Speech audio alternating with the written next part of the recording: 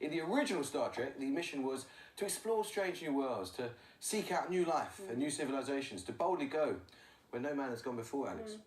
But you see, you don't need a starship to find extraterrestrial life. You can do it outside a hotel in Hertfordshire. Here's Lucy. Are we alone? Do aliens exist? Is there life on Mars? Scientists have been unable to answer any of these questions conclusively, and yet, for a thriving community of UFO spotters, there's little doubt. Where exactly are you looking? It's like right there. Right. The last time I was here, we actually noticed a couple of things. It went really, really bright and then just shot off like really fast all of a sudden. It's 70 years since the world's first flying saucer sighting, and to mark the occasion, the One Show has been invited to join ufologists at a skywatch. It takes place at the UFO Academy conference in Hertfordshire. Speaker Tony Topping is one of the event's star attractions. There is indeed something going on. So tell me what you do.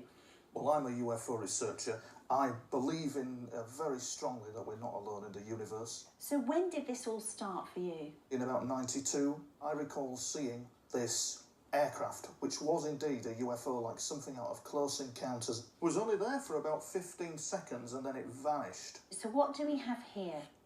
We've got an actual UFO. It's coming over the estate that's illuminating a TV antenna. What is this proof of? For me, it's proof that it's an aircraft under non-human control and the aircraft is extraterrestrial in nature. Some people might say that this is not very clear and there's not enough evidence for your assertions. When I film something, I have it analysed. A lot of it is aircraft, and a lot of times a lot of it is satellites, but 5%, 10% is unidentified flying objects, I believe, under non-human control. So are UFOs proof of extraterrestrial life?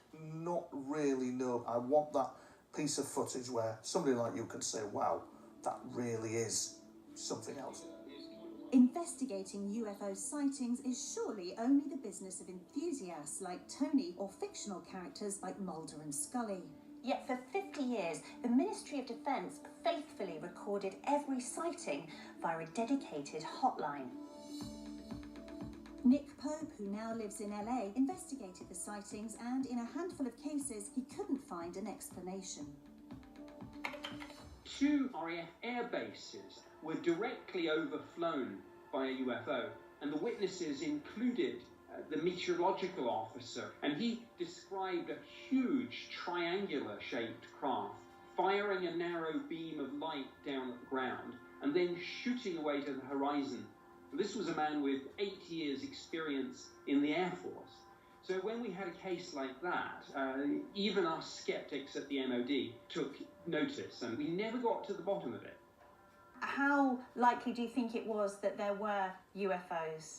Unexplained does not mean extraterrestrial spacecraft. It just meant that we couldn't find, in that particular case, an explanation for it. These things are more likely to be Russian than Martian. But if just one of them was, it would be the ultimate game changer. The ultimate game changer is the ultimate goal for any ufologist. But what do they expect from one night of skywatching?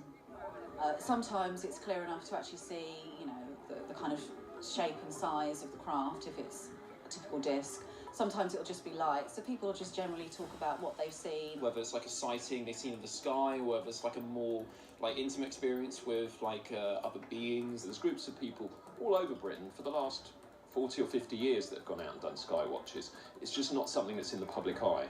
It is quite exciting. It would be amazing to see something. All our sky watchers just scanning the sky. The sky watchers have certainly got all the gear, but will they spot something tonight? I think this one's moving above. All right. Yeah.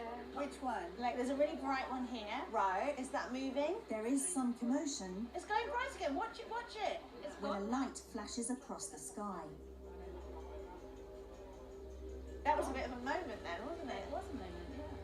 Whatever that was, I couldn't clearly identify. But I'm sure that these ufologists will continue their tireless quest to prove that we are not alone in the universe. Thank you, Lucy. Now, there's